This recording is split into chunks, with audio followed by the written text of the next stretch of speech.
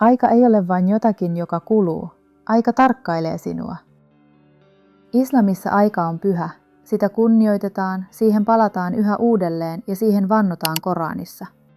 Suura al-Asr tekee tämän kiistattomaksi. Olet tappiolla, ellet usko, toimi ja elä tarkoituksella.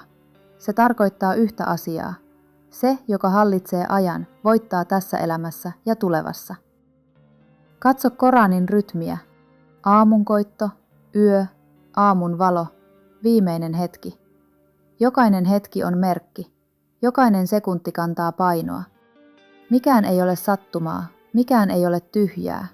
Ja silti, kuinka usein me tuhlaamme sen? Kuinka usein viivyttelemme, selaamme, sivuutamme juuri sen, mikä hiljaa lipuu pois?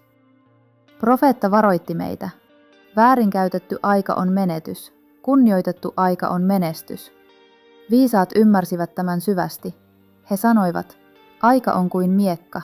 Käytä sitä, niin se palvelee sinua. Laiminlyö se, niin se tuhoaa sinut. Kysy siis itseltäsi, johdatko sinä aikaasi vai johdattaako aikasi sinua katumukseen? Sillä kun hetki on mennyt, se ei koskaan palaa. Mutta jokainen hetki, jonka otat haltuun, voi viedä sinut lähemmäs tarkoitusta, lähemmäs merkitystä, lähemmäs Allahia.